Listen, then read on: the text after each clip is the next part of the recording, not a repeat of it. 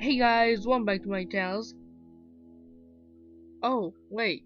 This is actually my first video. Welcome to my channel. I'm so used to saying that on my other channel. Anyway, I really hope you enjoy this channel. So, my first video is going to be how drugs and alcohol changed history. We're not really going to be talking about alcohol so much, but it is included one time. But you know what? Good enough.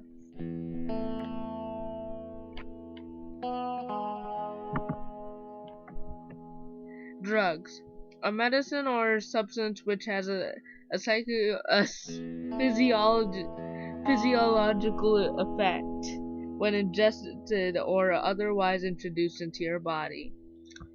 So we have medicines, cocaine, pot, sugars, opium, caffeine. Not really going to be talking about caffeine and nicotine though. Let's start with sugar. So we have, we're going to start with the English, Africa, Caribbean, and the States. So the English sent raw materials to Africa. In turn, Africa sent slaves to the Caribbean. The slaves at the Caribbean would have sugarcane, and as the name suggests, use sugarcane to make sugar. So the Caribbean took sugar to the U.S., which is really profitable. So while I don't say slavery is a horrible thing, and what they did was completely wrong, they should have used paid workers. But they did it because, of course, profit and money. That's the root of this, to get more money. So, of course, they took the sugar, and they took the sugar cane, and they could ferment the sugar cane into rum. And they took that rum, and they sent it over to England. Next, we're going to be talking about marijuana and cocaine. First, we have to mention the US President Nixon. At this time in the US, there are two dominant drugs that we'll talk about: marijuana and cocaine. There's also two groups of people that Nixon doesn't like: hippies and black people. He can't declare a war on hippies, and he can't declare a war on black people because we're in the US. That'd be against freedom. But what he can do is take marijuana and cocaine and associate with black people and hippies. Marijuana associated with hippies and cocaine associated with black people. What I'm going to tell you is really simplified, but I suggest you look all of this up, because there's a lot of facts, a lot of conspiracies, stuff like that. After that, he started a war on drugs. The war on drugs was a war on cocaine. Cocaine was associated with black people. Naturally, if cocaine equals black people and drugs equals cocaine, then then if you subtract drugs, you're subtracting all of those. So he's going. It wasn't just that, but there's also leftist, a lot of stuff within this, and this is overly simplified. Now, a lot of people associate the war on drugs with Ronald Reagan. And while this isn't completely wrong, because Ronald Reagan did continue this, and they're both of the same party, it actually started with Nixon. And the reason, I mean, you're not really going to be against a war on drugs. It's going to get a lot of support. But right after this support,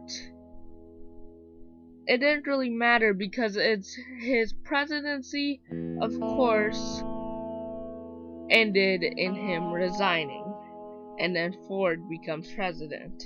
Moving on, we're going to talk about opium. Now, when we're talking about opium and its historical, there, we're going to be talking about the Opium Wars. This is also really, everything here I said was simplified. The triangular trade with sugar, all of these, but drugs have a very high effect on history. I suggest you look up everything because we've had wars, of course, over this drug, opium.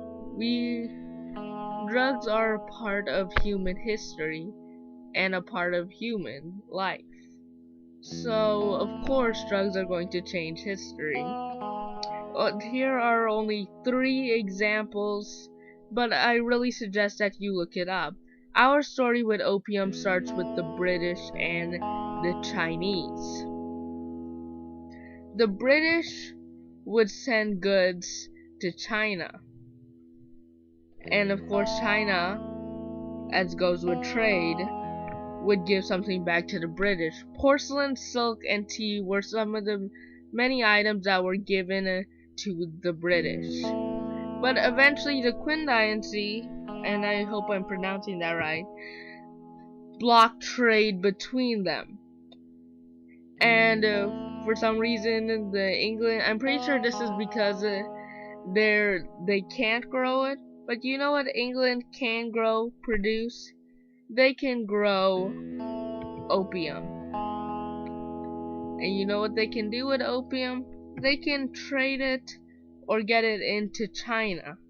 This gets China addicted, and then China eventually sees all the negative effects of opium. So China, not surprisingly, blocks trade and importing opium. And then they go to war over this because China also attacks the ships containing opium. So England and China go to war. England has many battles, many victories, and eventually England wins. And they have a treaty, and at that treaty,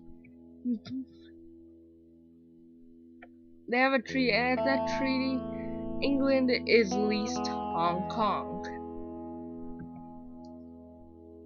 So I really hope you enjoyed this video. This is my first video. Please subscribe to my channel, and I will make a new video for the next week or the week after next. Bye.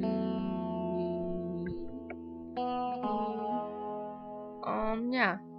Don't forget to subscribe, like, all of that. Although liking doesn't really affect it affects popularity of videos. You know what? I should just make that a video. Bye. Yeah, you get the point now.